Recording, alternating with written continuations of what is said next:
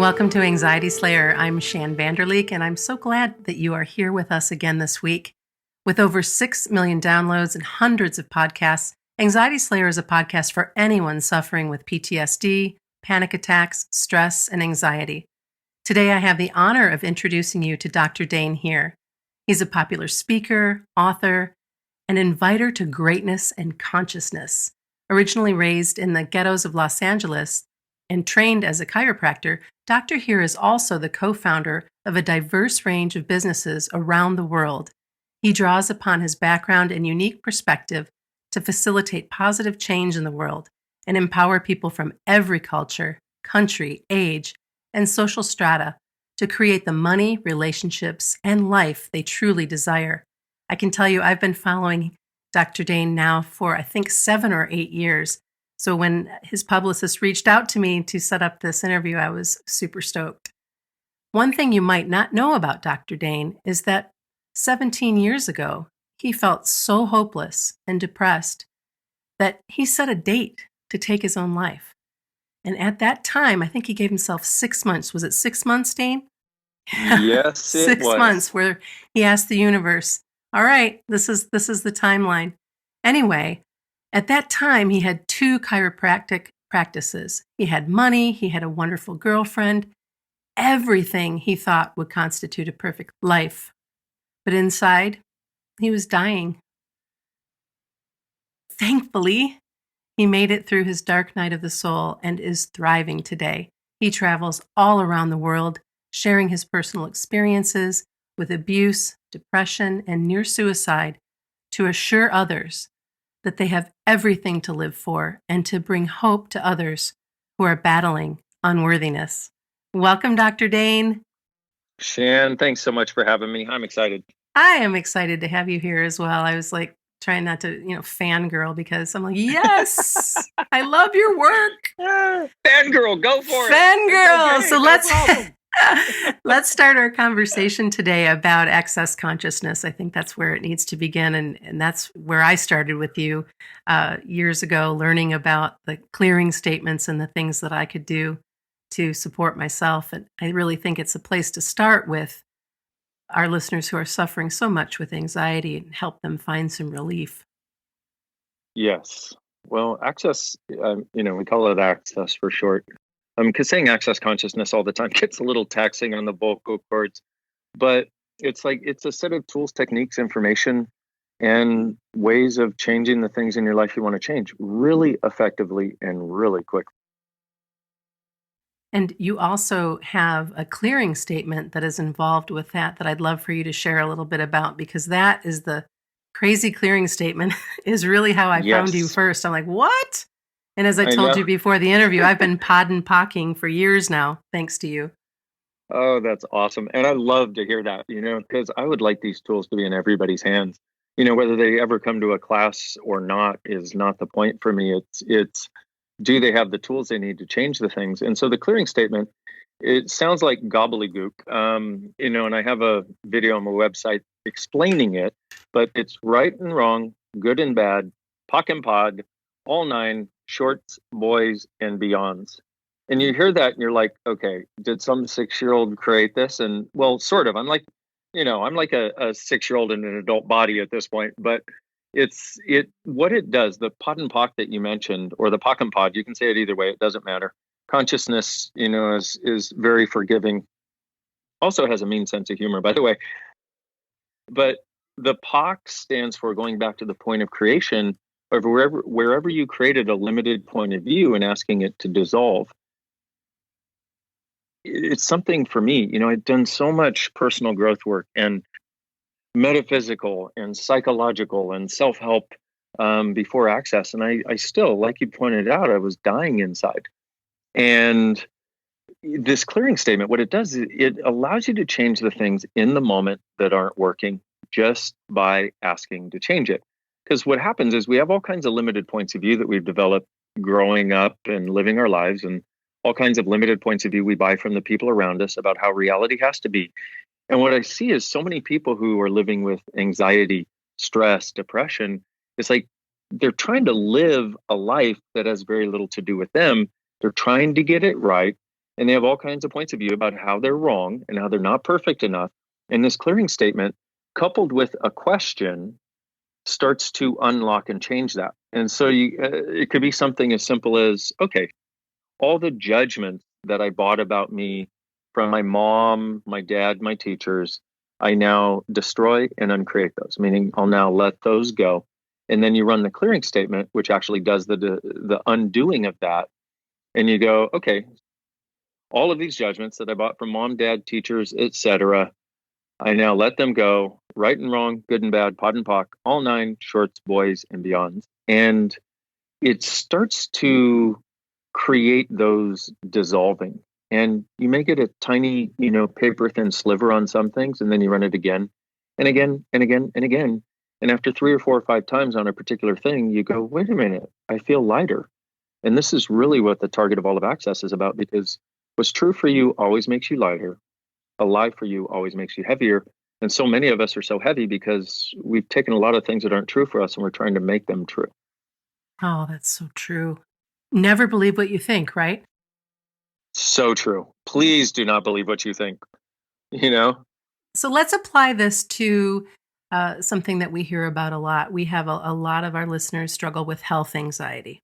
So they might feel something in their body. Their heart might be racing. Let's pick that.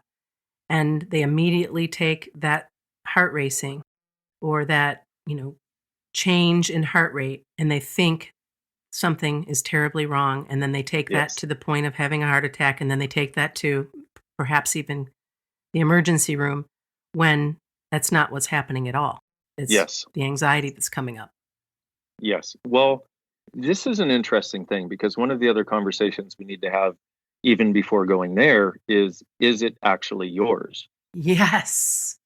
And this is, if everybody listening could just get this or even ponder it for a moment.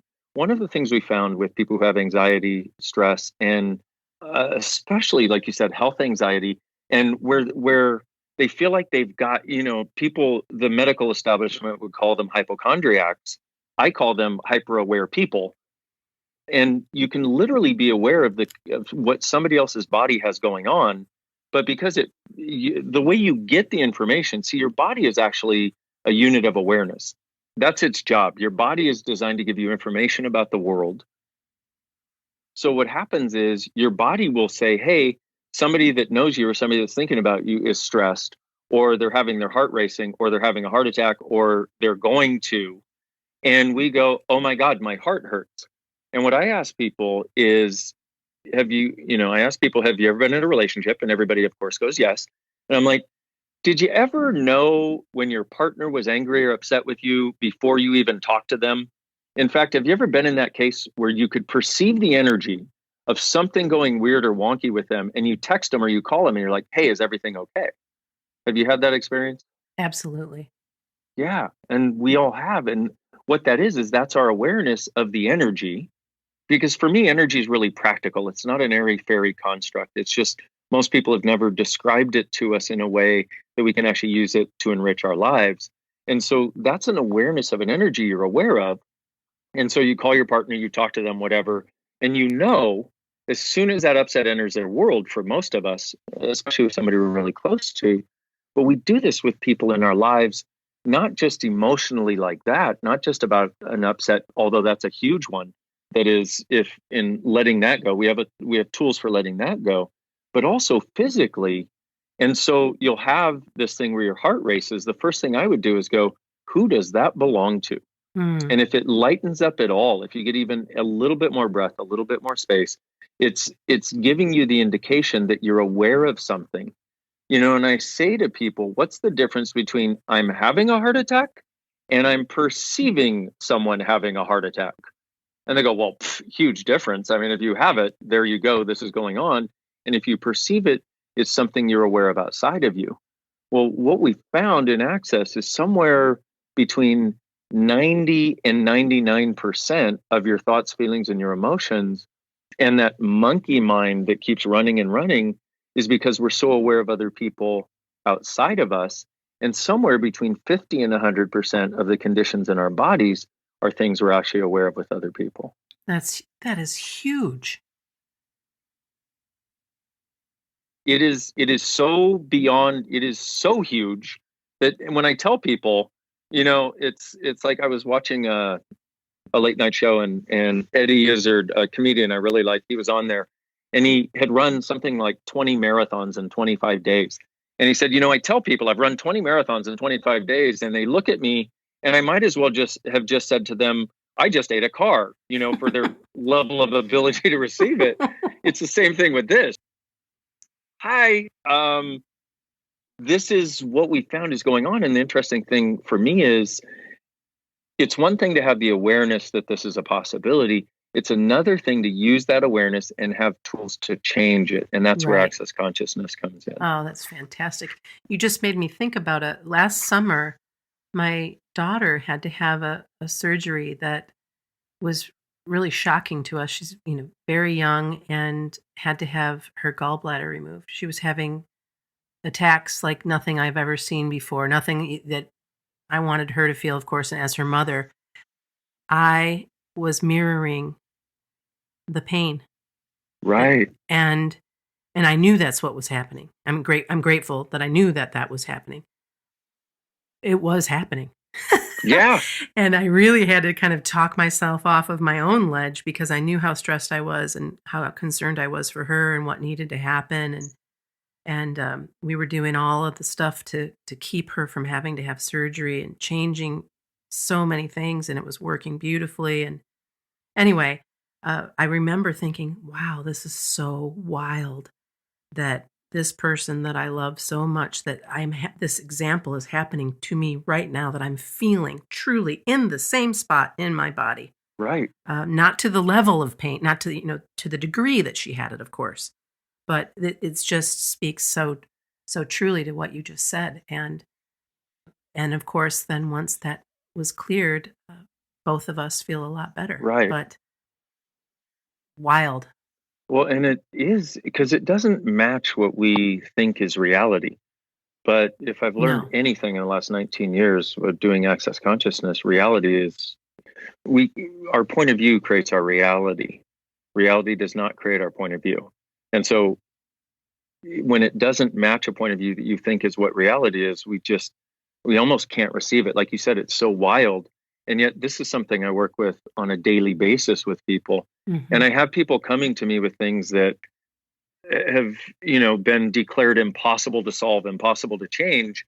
And because I have these tools, it's like I see it change. I see usually most of it or all of it in the shortest amount of time you could imagine. I mean, sometimes 15 minutes. Yeah. They're like, I've had this 35 years. I'm like, well, I know, I'm sorry. That's why I want more people to have access to these tools. Yes, right. Tell me about bars. Oh, let me tell you about bars. But before that, can I just say one other thing about all of these beautiful people in the world that have this massive anxiety, that seem to have this preponderance of physical problems, or the worry about the physical problems, or the emotional problems, et cetera. The anxiety, the stress, the depression that so many people experience. One thing I want to say is, we tend to look at this as a wrongness because it feels so wrong. Like if your gallbladder is hurting, you're like, oh my goodness, what's wrong? But what if everything you thought was a wrongness of you is actually a strongness of you? Like this ability to even perceive your daughter, that's a strongness. That's a strength of awareness. But without knowing what it is and without a tool to deal with it, it seems like a debilitation. And so this is what I've seen with so many people who have anxiety and stress, et cetera, is that they have these strongnesses, they have these awarenesses. And the other thing that they have, so many of the people that have anxiety, stress, depression, and physical debilitation, if you will, or disease, is these are actually the healers of the world. These are the highly sensitive, highly aware people that actually have such a level of sensitivity that there is no separation between their awareness of themselves and their body and their awareness of other people and their bodies. They've just never been shown that this is actually a strongness. It actually is a greatness if you can access what's really going on. And then once again, have the tools to be able to shift it so that it's no longer something I own. It's something I perceive and something I can let go of because it's not mine. Because if something's not yours, letting it, you can't change it. You can't heal it if it's not yours. The only thing you can do for you and your body is acknowledge it's not yours and let it go. Right. And then at the same time, these hyper aware, hyper truly sensitive people, of which I am, and my daughter is as well. We have to also be mindful of how we look after ourselves when we're out in the world. Absolutely. When we go to the grocery store or go to these different places where there's so much going on, not just the lights, the people, the sounds, all of it. And to be able to, and I know a lot of our listeners as well, to be able to have uh, some tools and some resources to know how to best care for yourself. Yes. When you go out in the world, so that you don't have a panic attack, or so that you don't become completely overwhelmed by the additional energy that's flying in your face. Yes. And that self-care, that self-care, self-awareness, and the tools to change it is vital. And that's obviously why we're here talking today. And one of the things you mentioned was access consciousness bars, which is BARS, because that also sounds weird, just like the clearing statement does. Pod and Pock, we're going to the bar. What's going on, Dain? Exactly. Hey, let's go to the bar and Pod and Pock, shall we? Let's get happy. Okay, good. And so it's bars is an interesting thing. It's a really light touch technique that's done on the head. And it takes about an hour to an hour and 15 minutes.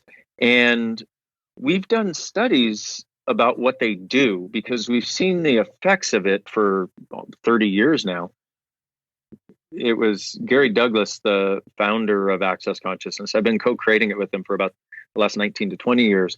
But he discovered it 30 years ago. And so we've seen these things that people say are not possible. And we're like, well, I just saw it happen. So you can't really tell me it's not possible. After so long of doing it, we found some people were like, hey, we want to study this.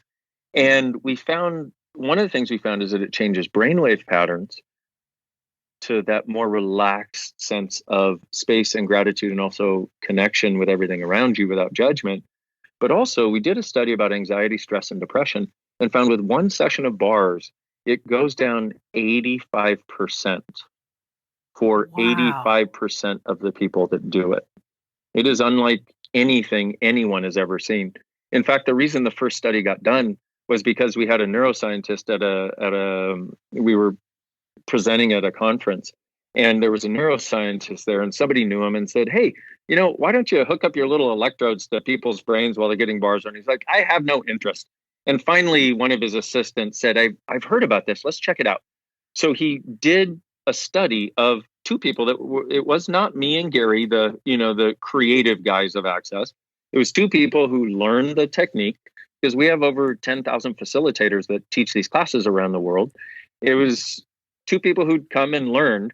They ran the bars. We call it running bars. They ran the bars on two other people. This guy woke up at 4 a.m. to process his data because he was going to give a presentation, scrapped his other presentation, and went, oh my God, this creates changes in an hour that we usually see with people who meditate for 10 to 15 years.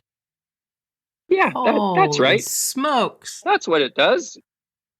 And so to even be in the, once again, it's like, hi, I just ate a car, like you tell people that and they're like, oh yeah, right. No, really. And you see these effects. I mean, I've seen this effect in hundreds of thousands of people around the world. It is just so friggin' cool. But the possibilities are there for massive change really quickly. It's just, we got to let our world expand a little bit to encompass it. Yeah. Wow, that's so promising to hear about that. Well, I tell you, for me, I feel so blessed to be able to present the possibility to people, especially once again, it's like we talk about these sensitive, aware, most of them are such amazing kind of healer types, but they're not in healing professions. So many people that have anxiety, the stress, what we're talking about, they tend to be like housewives, husbands, lawyers, professors, teachers, you know, trash men, trash women, whatever. You know what I mean? It's like Right. men and women from all sorts of society, you know, that don't have a shingle out saying I am a healer, but they in their Right. body somehow are so sensitive and aware that they have these characteristics, and they would never think of themselves as that way, but that's what we find. And once again, it's actually a gift if you can learn how to use the gift. It's like if you Right. took any of the X-Men who, you know, and they were trying to be normal, what would happen? They would make themselves completely wrong. Oh my God, you Right. know, like, why do my eyes burn lasers through the house? I'm such a bad person. You're like, dude, no, actually, you're freaking phenomenal. Yeah, but I keep burning up, you know, things. And it's like, we just haven't been given a context in which these capacities we have can be seen as the greatness they are and the strongness, which is why I say, what if everything you thought was a wrongness of you is actually a strongness? And that leads me to talking about how to overcome feelings of unworthiness, because that's where we go when we think that something's wrong, or So when true. we're right there, and then it just starts to pile on, and it gets worse and worse. I'm watching a teenager right now, and watching her grapple with what's right, what's wrong, what's all of this, right? Yeah. And to be able to say, hey, whoa, it's it's all good. You are totally worthy. You wouldn't even be on the planet if you weren't worthy. Like, you're a miracle that you're here. Let's dig in, because there's just too many of us feeling unworthy. Okay, so let's do that. So the first thing, since you were kind enough to bring up the clearing statement, let's do this. So a lot of this stuff develops when we're really little. We come to this planet, we look around, and we're like a blank slate, and we're like, wow, how do these weird people do it here? You know? And so we reach out our Right. energetic feelers for, you know, how does mom navigate the world? How does dad? How do my teachers? How do my friends? How do my, you know, everybody around us? Because once again, we're that energetically aware, all of us, and we've never been told. So first thing is, so what percentage of your unworthiness did you buy from your mother before the age of 2? In other words, what percentage of that is what she either told you about you or energetically told you about you without saying words? But also, what percentage of that is like taking the imprint of her reality and bringing it into your world and having that be sort of the structure of reality that you function from, thinking that it's yours when it's not? Everything that, Whoa. yeah, right? You hear that and you go, whoa, wait a minute, I need a moment for that one too, you know? So everything that is, so I'm just doing it in real time with everybody. And this is one sentence of, you know, from 8,000 tools that we have in access to change things. But Sure. it's a beginning. So all of that. So whenever I bring up or I ask a question like that, it brings up an energy in people's worlds. Now, some people try to avoid it. Some people feel like, oh my goodness, I'm going to throw up. There's so much there. But that energy is always with you, so it's part of what you try to avoid in your life, rather than being able to dissolve it with this clearing statement so that you don't have to have it anymore. So anyway, everything that brought up and everywhere you've done that, and we just talked about mom, we haven't even gotten to dad yet. Everything you did to Whoa. buy that as yours when it wasn't, everything you did to make it real and true, will you destroy, which is destroying that structure that's there? And will you uncreate it, meaning take your creative energy out of fueling those walls, those barriers, those points of view, and that unworthiness, and let's put it into creating your life. So, so Shann, will you answer for everybody? So we destroy and uncreate all that, please? Yes, I Right will. and wrong, good and bad, pot and pock, all nine shorts, boys and beyond. Goodness. Now, you know, my entire world and work and all of that, including facilitating classes and working on people, is about perceiving the energy and being really sort of present and congruent with it, but also perceiving when something is big or small or whatever energetically. And Hmm. that one was a little bit intense for the people listening, apparently.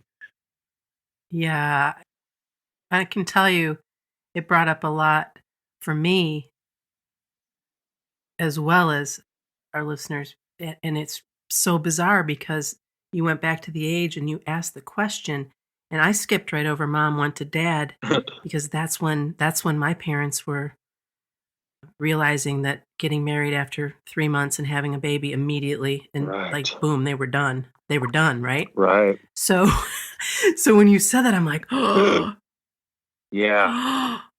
And even though I have the knowing, even though I right. know what I know, I can still, I still need, there's still clearing there that I need Yeah. without question. I was like, Yeah. holy cow. Because I know that their divorce was not my, air quotes, fault. But I also know there was a lot of shit going on between the two of them while I was that little. Yeah, exactly. And as kids, this is the thing. We think, oh, let's not say this in front of our children. Excuse me, you're still being it in front of your children. And even if you're being it in another corner of the house, you think they're not aware enough to pick up on it. And this is the thing. What I would like to do is I'd like to reframe the conversation to one where we acknowledge that we and kids, see, kids are infinite beings with little bodies. It's not like they become a true being once they become an adult. No, they're already a full-size being. They just have a small body and have a lot to figure out about how this reality works. And so, but when you acknowledge that, about you were so friggin' aware of all the stuff that was going on, and now you've done a ton of work, this, but that sometimes even makes it more a place where we invalidate ourselves because we know it. We've gone through the psychological rigmarole of letting it go. Right. We've done forgiveness. We've burnt our little letters, and you know what I mean? All these things. All of it and more. Let's not talk about the chicken blood and that sort of thing that we've tried, and the incense, etc. But it's still there energetically underneath it because we haven't gone to the point of creation of wherever we adopted that insane point of view and brought it into our world, like inviting Dracula into your house and bought it as ours. And so it's still fundamentally underneath everything else, in every relationship we create, every thought we have about ourselves, every thought we have about, wow, it'd be so nice if I could just be happy. What is going on? What is this? It's the stuff that we bought and made real and true that isn't true for us, but it wasn't ours. And then couple that with the idea that so many of us want to make the world a better place for other people, which is where I call those people healers. And so now you have mom and dad stressed out. You're a little kid. They're supposed to be the adults and the parents. Yet how many of us were actually the parents to our parents? But that's a whole other conversation. Right? And so here you are. You're supposed to be able to be a kid and live your life, except there's so much stress around you. You could cut it with a knife, and you're so aware of it energetically that what you do is, in an effort to try to deal with it, you try to shove it far enough out of your world so you're not affected by it. But because you haven't truly undone it and haven't undone that place where you solidified it, now it's pushed out, but like an exoskeleton, kind of like a bug shell outside of us. And we're living within the shell now, which determines the space that we can and cannot have, because this shell is outside of us. So every time we expand into more space and we're like, yay, I'm finally happy, you bump up against that shell and you're like, oh yeah, I forgot that's there. Okay. And we have it with how many things? Millions, So let me do the other one for dad, just in case other people didn't go there as fast as you. I like that. You're fast. That's my favorite kind of people. Fast people. Like, I'm on. Hey, I know you said mom, but I'm getting all of them, So all of you out there, what percentage of who, what, where, when, why, and how you are as anxious, and what percentage of your anxiety, stress, depression, sense that you can and cannot do it, did you buy from your dad before the age of 2, or when you were a little kid? Dad, let's just do dad, and let's do dad and everybody else that comes up. Everything that is, will you now destroy and uncreate that, please, and return to sender with consciousness attached? Yes. Right and wrong, good and bad, pot and pock, all 9, shorts, boys, and beyonds. See, and this is the place, Shann, where our choice comes in. Because you notice I asked, will you do this? You have the choice to go, no, I'm going to hold on to this. No, I'm going to keep living this. But you also have the choice to say, yes, you're giving me the chance to change it. Let's friggin' change it. Yeah. Wow. Thank you. Pleasure. You talk a lot about the importance of congruence, and let's dive into that and how our listeners can learn to become more congruent in their lives, because in that congruence leads to so many good things, so much joy. So true. And it's really, we can talk about similar words, congruence, integrity with self, with what's really true for us. And what I would say is to simplify it even more, because is this thing that I talked about at the beginning, which is what's true for you always makes you lighter. A lie always makes you heavier. And that's including, because some of the simple things we can look at is, our life path. Like I've got a really good friend, a really good childhood friend who's been unhappy pretty much, well, most of his life, but then he got really unhappy because he wanted to be a race car driver because he loved to drive really fast and was really good at it and had the capacity to. And his parents said, no, you need to go be a dentist. So from the moment he started dental school, he was living the appropriateness of somebody else's future, not his, and he's been unhappy ever since. And so we can see it in big ways like that where we're trying to live somebody else's life. But even it's like where you live, what kind of clothes you wear, what your outlook is on the world, your points of view about different things in your life and in the world, the necessity of family, the necessity of relationship or not, all of these sorts of things, even if we charted a different course than our family wanted us to, we keep feeling like the way that we can justify that I'm doing something other than what they want me to do is by letting them know that I feel bad. Mm. It's like, so I'm going to go do this because I really want to do it. But rather than going, oh my God, I really want to do this and I'm having a good time and I know you don't want me to be happy, but I'm going to be happy anyway. We go, I'm doing this, but yes, I'm not very happy and I have a lot of stress and I don't like my life very much. And so just so you know I'm not doing what you want, but I feel really guilty. So are we good? You. As a way of trying to make them not come down on us. So let's do this. Okay. So if we go back to this idea that what's true for you always makes you lighter, one of the things that you can do is look around your house and see the things that give you joy and the things that if it were your choice, you would absolutely get rid of because it's heavy, makes you unhappy, etc. From your furniture to your clothing to where you live. And it doesn't mean you can get rid of it or whatever, but when you start to get aware of what's true for you, you start to get a totally different awareness in the world and you realize, oh, and then what you want to ask yourself, because you can also do it. Sorry, I feel like I'm a little bit all over the map because I'm not giving a very concrete example, but you can also do this thing of the points of view that you have about things on a daily basis, where something comes up and it's heavy, you want to go, okay, wait a minute. Like let's say somebody's talking politics. Dare I bring up, the utter subject of happiness in the world right now?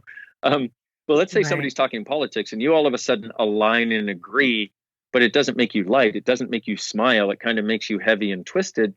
That's because that's not what's true for you.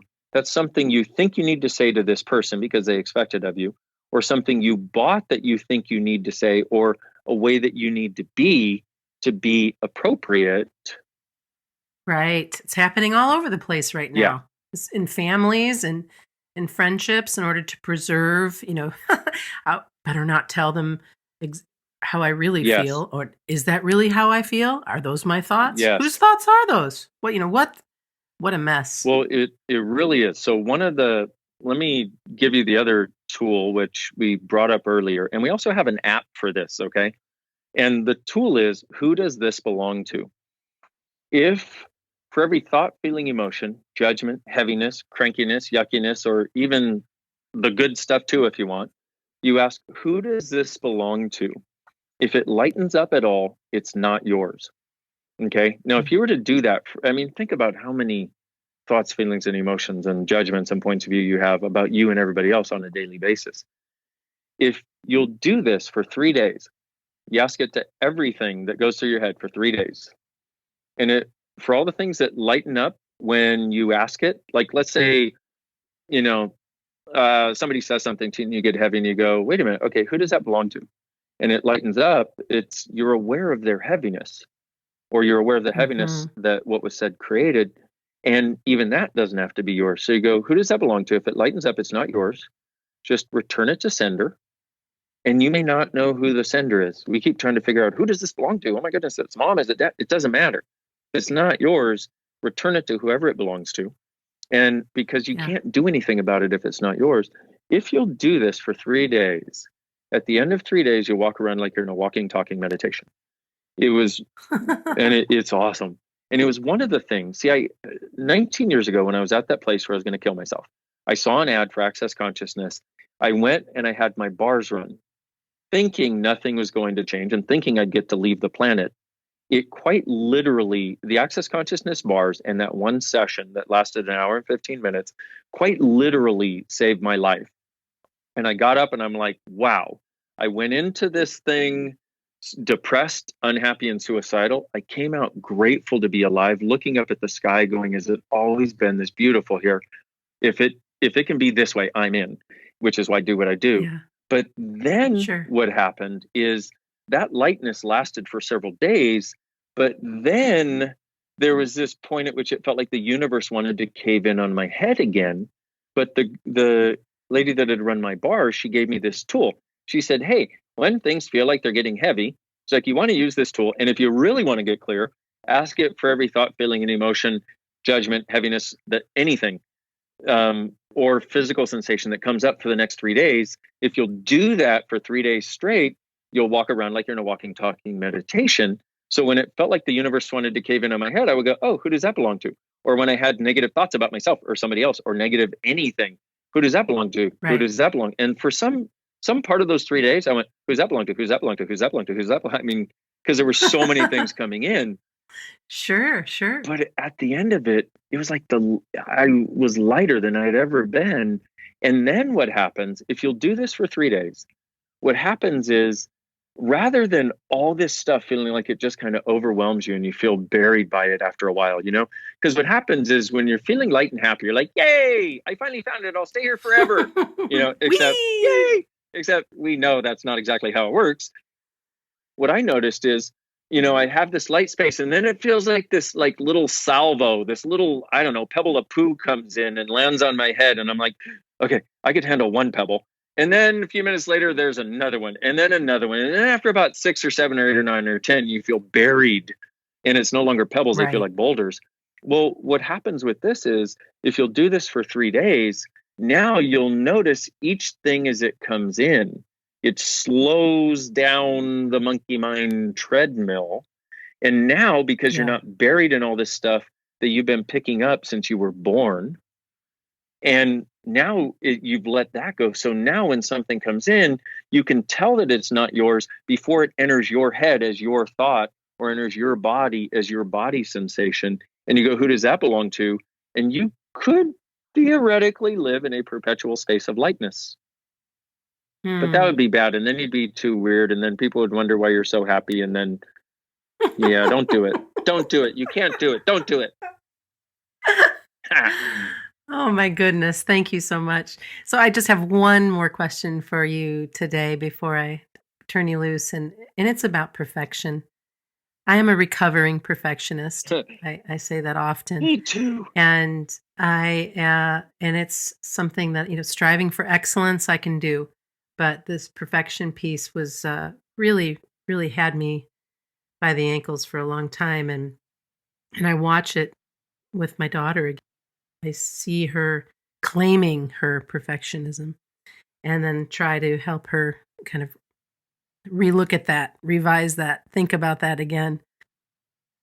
It's a silent killer. That's what you say. Perfection is a silent killer. I want to talk about that. I want to get our listeners to realize how much they need to learn how to release that idea of perfection. That one is a biggie. And here's the interesting thing. Like you said, here's the interesting thing about most perfectionists is they're actually the people that desire to strive for excellence. And they've misidentified and misapplied that if I can just be perfect enough, that will be excellent enough to end the nonstop stream of judgment that goes through my head about me. Right, because if I'm perfect, nobody can judge me. Right, including I me. can't judge me, you can't judge me because I'm perfect. Right, and this is another one.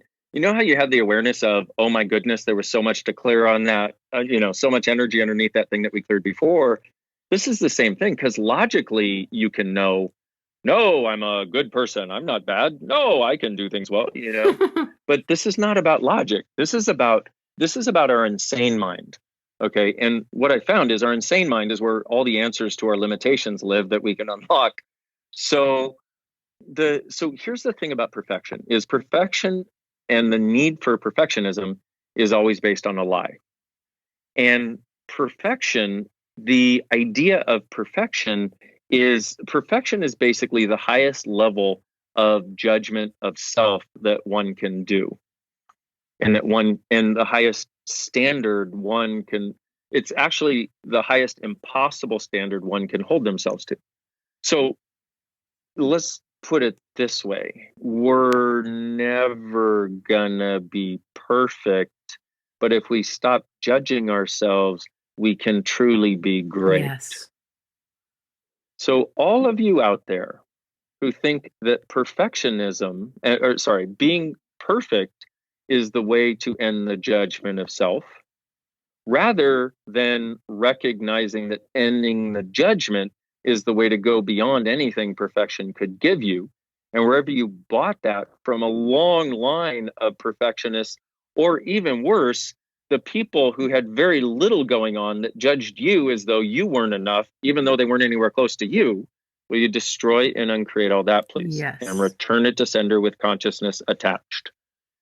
Thank you. Right and wrong, good and bad, pod and pock, all nine, shorts, boys, and beyonds. Okay, so there's two other conversations we need to have, and I'll try to make them as quick as possible here.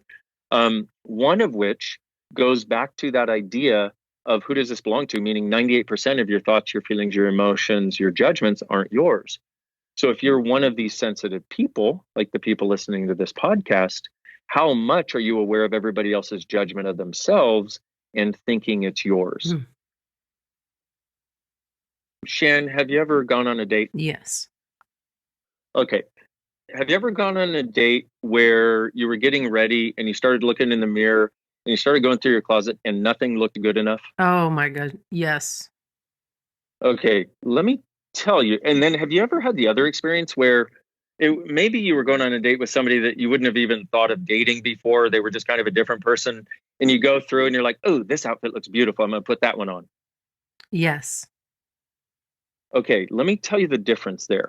The difference there is not with you. The difference is with the person you're going to go on the date with. Okay? Because let me tell you how this works. And this I married the second guy.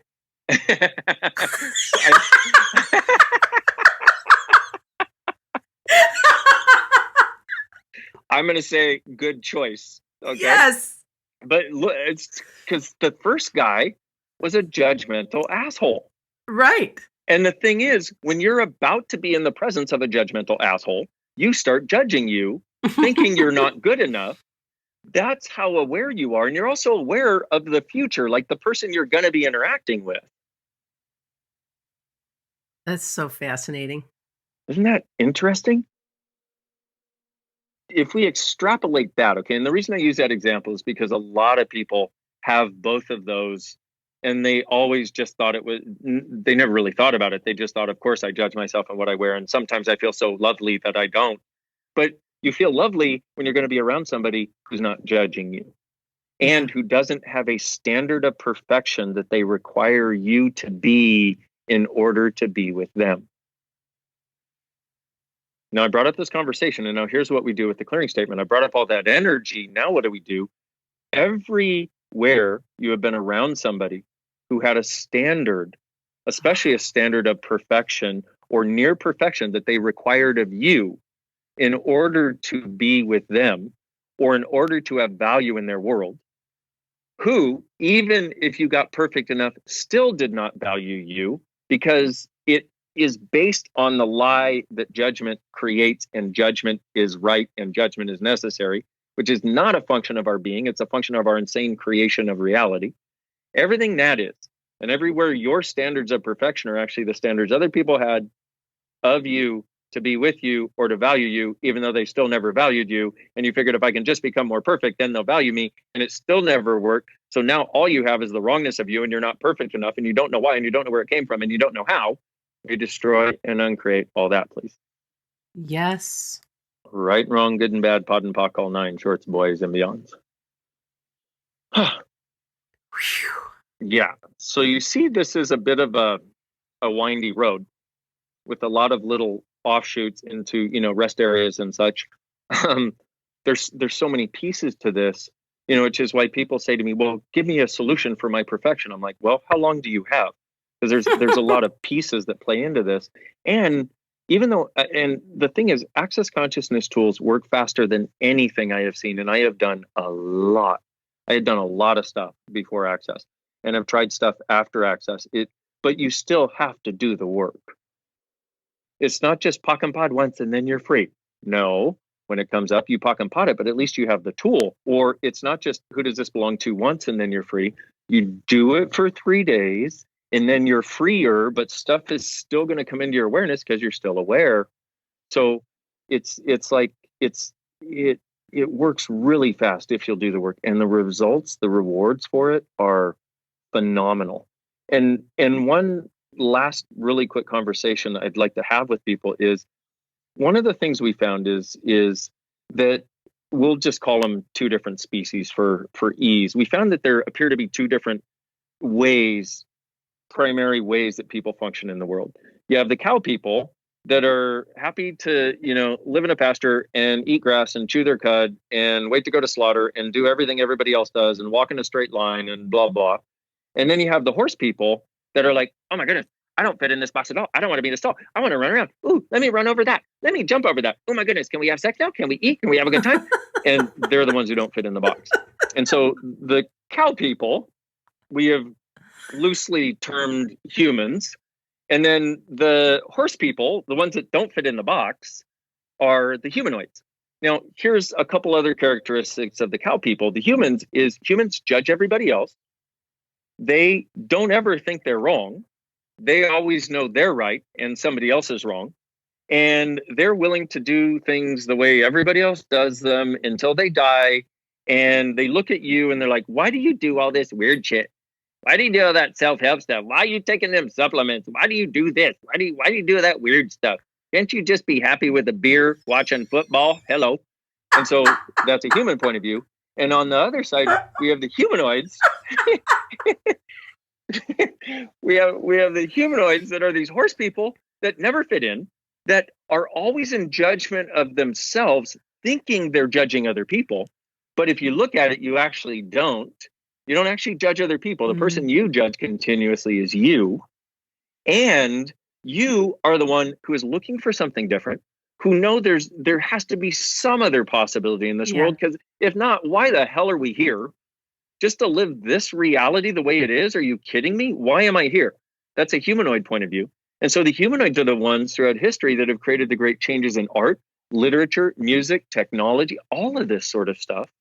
And yet they're fueled by this perfectionism based on the idea that they are somehow inherently wrong because they're so different, because the entire goal of this reality is to make everybody the same.